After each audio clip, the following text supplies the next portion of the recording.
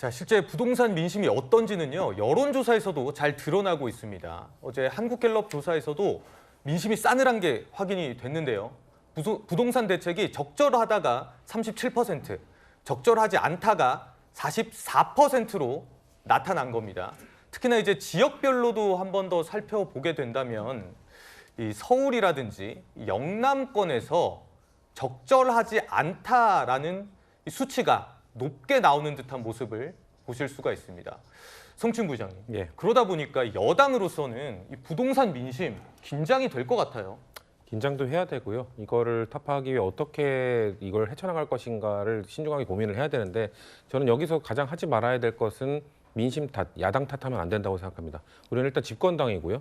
입법부의 다수당입니다. 그렇다면 행정 권력과 입법 권력을 이용해서 부동산 정책을 우리가 충분히 이끌 수 있는 정당이기 때문에 지금 아까 말씀드린 것처럼 제가 이 부동산 정책에서는 이 국민들의 심리, 이 공포감 이게 가장 중요한데 야당이 사실 여당의 이 부동산 정책에 대해서 실패할 것이다. 거의 뭐 저주에 가까운 이야기들을 하면서 그 공포감을 계속 키우고 있는 것도 사실입니다. 그렇기 때문에 야당의 그런 공포감 조성에 휘둘리고 있다고 이 민심을 야속하다고 생각할 게 아니라 민심이 계속 믿어줄 때까지 끊임없이 정책을 이야기해야 됩니다. 우리가 이런 정책을 갖고 가고 있고 이런 것 때문에 하고 있습니다. 공급 정책 이렇게 할 겁니다. 집값, 글쎄요. 저는 집값을 떨어뜨리겠다는 선언보다는 집값을 어떻게든 안정화시키고 유지시키기 위해 노력하겠다는 그런 확실한 시그널을 줘야 된다고 생각하거든요. 예. 때문에 이런 민심이 지금까지는 이 10.15 대책 나온 지 10일이 지났습니다만 이거에 대해서는 국민들께서는 아직 불안하다, 적절하지 않다라는 게 이거 정책하지 말라라는 건지 아니면 좀 더 세게 확실한 얘기를 해달라는 건지 좀 불분명하거든요. 그렇기 때문에 확실한 메시지를 주기 위해서 저희가 민주당이 집권 여당이 계속해서 이런 노력을 하겠다라는 모습을 보여드려야 되고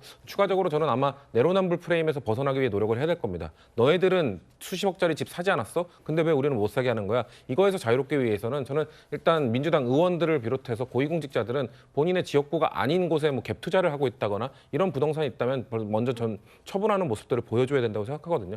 그런 것들이 같이 병행이 되어야 국민들의 저 좀 불안해하고 있는 심리나 여당에 대한 좀 싸늘한 민심을 다시 되돌릴 수 있을 거라 생각합니다. 네, 민심이 심상치 않다 본 걸까요? 어제 구윤철 경제부총리와 이혁원 금융위원장, 이찬진 금융감독원장이 부동산 시장 상황 점검에 나섰습니다. 그런데 공교롭게도 이분들은 이상경 차관과 함께 강남 아파트 갭 투자 논란이 된 경제 관료들이다 보니까 여론의 반응이 시큰둥했는데요. 저희가 직접 민심을 들어봤습니다. 그 사람들이 집값을 떨어뜨리지 않을 것 같다는 생각이 들긴 하네요. 그 사람들은 어떻게 보면 알고 샀다는 생각도 들어가지고 신뢰가 조금 가지 않는 측면도 있는 것 같긴 해요. 조금 불합리하다고 생각이 들어요. 이미 자기들은 다 사는 걸 다 사놨는데 나중에 떨어지면 사라 이러는 게 조금 말이 안 되는 것 같기도 하고. 자, 이렇게 정책 위반자부터 솔선수범해야 한다는 비판이 일고 있는 가운데 고위공직자가 부동산을 어디에 가지고 있는지 추적 사이트까지 등장을 했습니다. 자, 개발자가 알려지지는 않았는데요.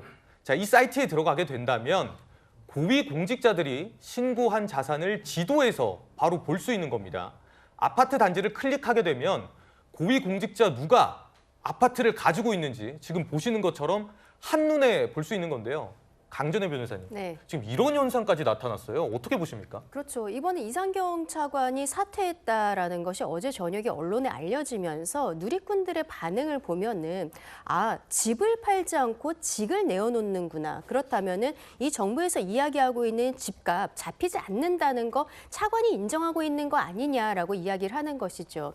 그러니까 지금 뭐 정부의 고위 공직자들이 가지고 있는 그 아파트들이 대부분 또 강남에 있는 것으로 알려지면서 많은 의원들도 뭐 지금 김병기 원내대표 같은 경우에도 동작에서 지역구가 있지만 거기에선 전세로 살고 있고 잠실 장미 아파트 재개발 호재가 있는 곳에 본인 소유의 아파트를 갖고 있다는 것도 지금 문제가 되고 있잖아요. 그러니까 우리 국민들께서는 공직자들이 갖고 있는 아파트들이 가격이 얼마인지를 넘어서서 이쪽은 아예 가격이 떨어지지 않을 수도 있겠다라고 보시는 거죠. 그것은 지금 이재명 정부에서 나오고 있는 부동산 정책에 대해서 국민들께서 있어서 완전히 신뢰하고 있지 않다는 뜻입니다. 예. 우리가 조금 아까 봤었던 한국갤럽 조사가요.